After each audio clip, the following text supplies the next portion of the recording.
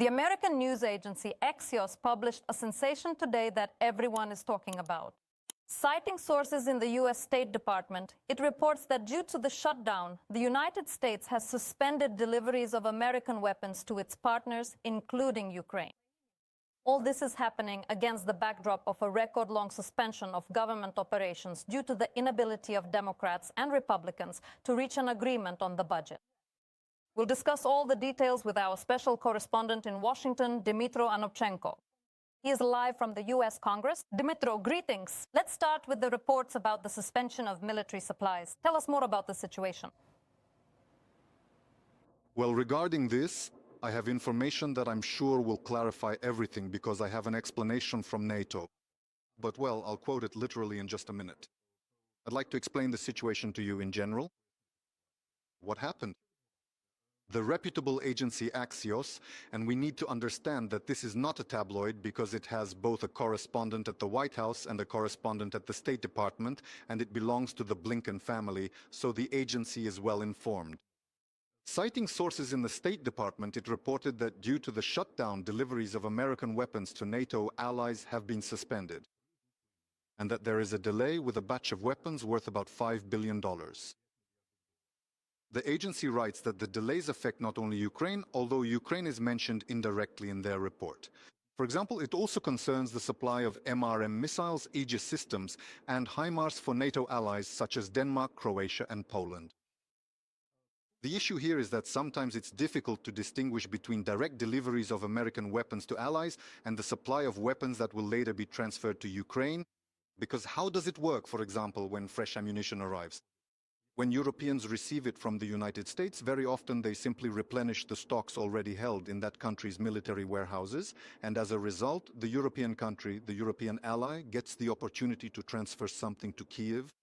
An important point is that a senior State Department official told the agency that the delay concerns, this is both interesting and important, not only shipments of weapons from Pentagon warehouses, but also from manufacturing companies. And when it comes to manufacturers, that's a more serious issue, because indeed at the Pentagon, due to the shutdown, a huge number of people were sent on unpaid leave, so the delay is, in theory, understandable. One could explain it by saying there are no people, no one to work, no one to approve things, although it's still a big question whether this should or even can happen. As for deliveries from manufacturing companies, the only thing they need is a military airfield so that their boxes or containers with military cargo can be received and then transported to a European logistics hub, for example, to Poland. So the big question that arises is why exactly this is happening, and in fact, if there had truly been the will, it could have been prevented. To help clarify the situation and to explain everything to you in detail, I reached out early this morning both to NATO headquarters and also to the team that is currently working on the Pearl program. You've probably heard this abbreviation. It's the program for supplying weapons to Ukraine, coordinated by NATO and funded with European money from America, and I also reached out to the Pentagon. As of this moment, the Pentagon hasn't responded, probably because of the same shutdown that everyone keeps mentioning. However, an official source in NATO, and according to the rules I have to refer to it this way, an official source in NATO informs us that deliveries under the Pearl program to Ukraine, please note, continue and have not stopped. This is a direct quote.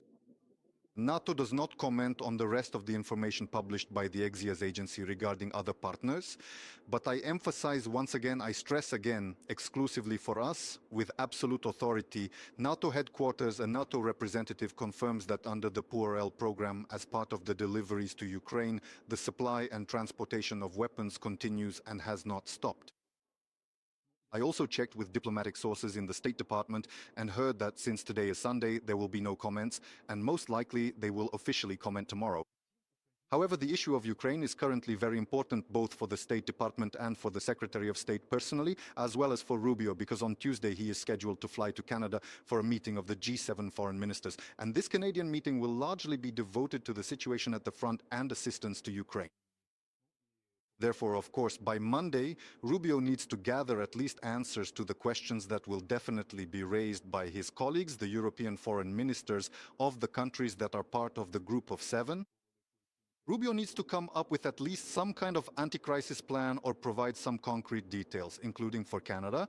Therefore, it is clear and expected that on Monday, or more likely on Tuesday from Canada already, The State Department and Rubio personally will be ready to discuss this in detail. And of course, as you might expect, there are quite a lot of comments and a significant amount of commentary here in Congress. In particular, I received a comment from the office of the head of the Senate Foreign Relations Committee. He writes that the situation undermines, quote, the efforts of the United States and its partners while our industry suffers, and the needs of our allies are not being met. In Senator Rish's statement, it is clearly noted that while there is a government shutdown currently happening here in the United States, there is no such shutdown taking place in either China or Russia. And, there is a definite and growing sense that this information, this situation is already being used and will likely continue to be used for political purposes, primarily because they have not been able to resolve the shutdown here in the US. Republicans, Trump's fellow party members and supporters, are blaming the Democrats, saying that this is a political move intended to hurt the current administration and its ratings.